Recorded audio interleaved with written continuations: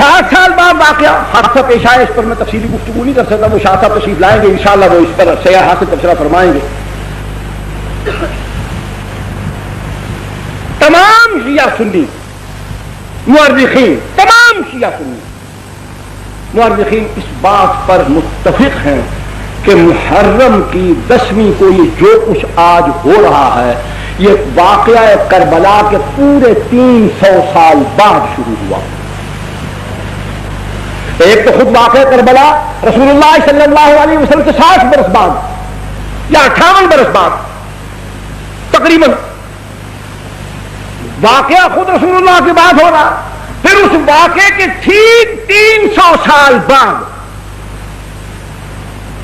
ایک ایرانی نسل شیعہ معز الدولہ دہلوی بویہ خاندان کا اپنی چالاکی، عیاری، مکاری، تقیہ، اس کی بنیاد پر وہ مسلمانوں کی حکومت میں گھسا، وزیر بنا.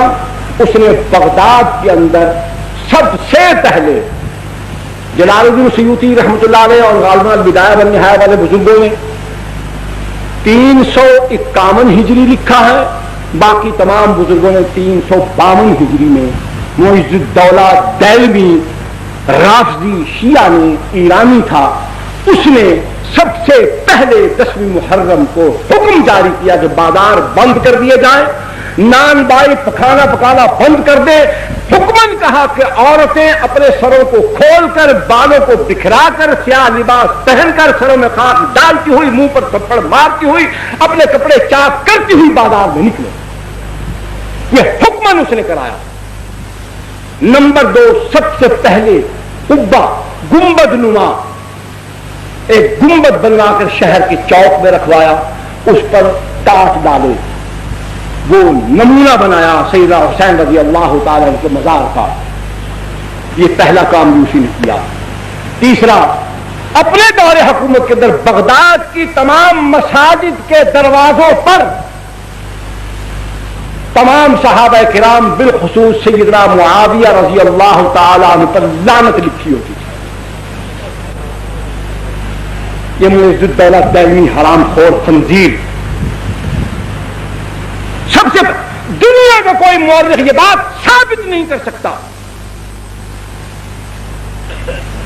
قسم خدا کی کھا کر کہتا ہوں، میں غریب آدمی ہوں، نقد دینے کا دعویٰ نہیں کر سکتا، اور میں جھوٹا ثابت ہو جاؤں تو سر بازار مجھے 100 کوڑے مار دیں.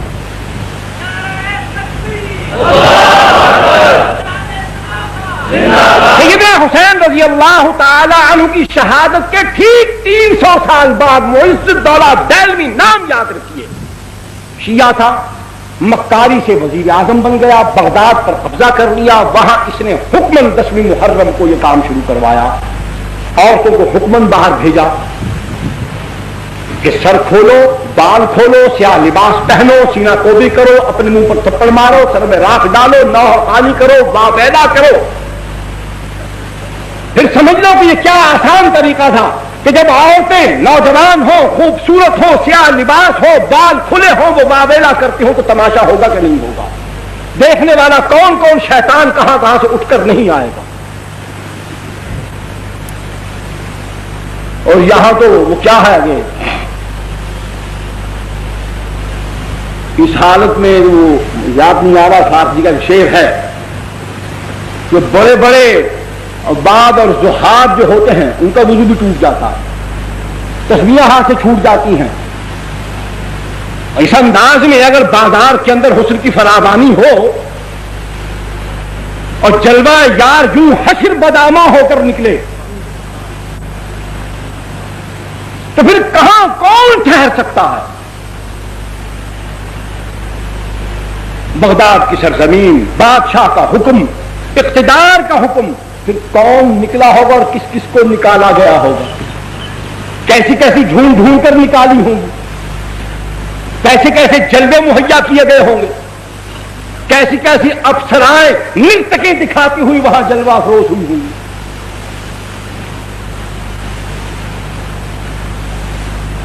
دوسرا، ایران کے اندر قاچاریوں کی حکومت، ناصر الدین شاہ قاچار، اس نے اپنے دور حکومت کے اندر باوجود اس کے سنیے، باوجود اس کے کہ وہ قاجاری رافضی تھے، شیعہ تھے، نسل در نسل سارے قاجار شیعہ حکمران آئے، صفوی خاندان،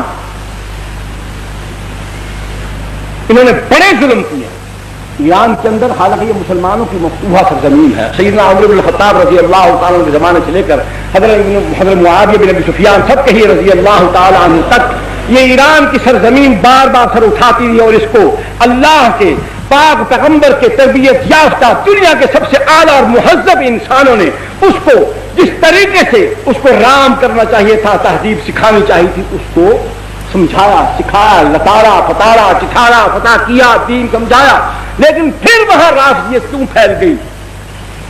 بالکل انہوں نے وہی عمل کیا جو عمل آج، میری طرف توجہ فرمائی، جو عمل آج پاکستان میں جاری ہے۔ انہوں نے وہاں سنی مسلمان عوام کو کچھ نہیں کہا، صفوی خاندان کے بادشاہوں نے 20,000 سے زائد علماء کو قتل کر دیا، صرف علماء کو قتل کیا۔ تو علماء کے قتل ہو جانے کے بعد نہ دین بتانے والا کوئی ہوگا، نہ سمجھانے والا کوئی ہوگا، تو پھر جو ہم کہیں گے وہ خود بخود لوگ قبول کر کے چلے جائیں۔ بیداری تو علماء پیدا کرتے ہیں، علم ان کے پاس ہوتا ہے، سمجھاتے وہ ہیں، پڑھاتے وہ ہیں، عقائد کی اصلاح ہو، اعمال کی اصلاح ہو، اخلاق کی اصلاح ہو، سیاسیات کا معاملہ ہو، اجتماعیات کا معاملہ ہو، جب بتانے والوں کو، سمجھانے والوں کو، سکھانے والوں کو، رہبری کرنے والوں کو، قیادت کرنے والوں کو، سیادت کرنے والوں کو، ان سب کو مٹا دیا گیا۔ جس طریقے سے پاکستان کے اندر احسان اللہ فاروقی کو شہید کر دیا گیا، علامہ احسان اللہ ظہیر کو شہید کر دیا گیا، فیض عالم صدیقی کو بھی قتل کر دیا گیا، مولانا سید منظور حسن شاہ صاحب ہمدانی رحمۃ اللہ علیہ، خیر بٹانی والے، ان کو شہید کر دیا گیا، مولانا حق نواز شہید رحمۃ اللہ علیہ کو شہید کر دیا گیا، اظہار القاسمی کو شہید کر دیا گیا، عبدالصمد آزاد لیے والے کو شہید کر دیا گیا، مولوی محمد یوسف فیصل آبادی کو شہید کر دیا گیا۔ کتنے علماء شہید ہو چکے ہیں؟ سنی مسلمان نوجوان کام کرنے والے کارکن اس کے علاوہ 100 سے زائد وہ ہیں، خفیہ طریقے سے جن کو مارا گیا ہے وہ الگ ہے۔ جب اسی طریقے سے اہل سنت والجماعت کا طرز عمل یہی ہوگا جو آج ہمارا ہے، تو بالکل وہی صفوی خاندان والا عمل پاکستان میں شروع ہو چکا ہے۔ یہ بھی اس بات کی نشاندہی کرتا ہے کہ سنی سن ہو چکا ہے، اس کے اندر غیرت دینی مر چکی ہے، اس پر پھٹکار پڑ گئی ہے کہ صحابہ کے پر لعنت بھیجنے والے مردود ملعون لوگوں کے ساتھ تعلقات کی وجہ سے خدا نے اس کا ایمان سلب کر دیا، اس سے غیرت دینی چھین لی۔ قاجاری خاندان، صفوی خاندان نے ایران کے اندر اسی طرز عمل کے ساتھ رافضیت کو پھیلایا، حکمن وہاں جلوس نکلوائے۔ پھر اس کے بعد ہندوستان کی سرزمین پر زور و شور کیوں پیدا ہوا؟ کیا ہے؟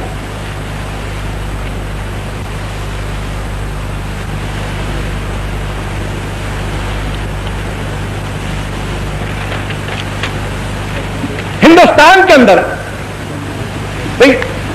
آپ توجہ میری طرف رکھیں، کان اور آنکھ میری طرف رکھیں، ہاتھ جیب میں ڈالتے جائیں، اس پر میں کوئی اعتراض نہیں کرتا۔ بالکل جی، بسم اللہ۔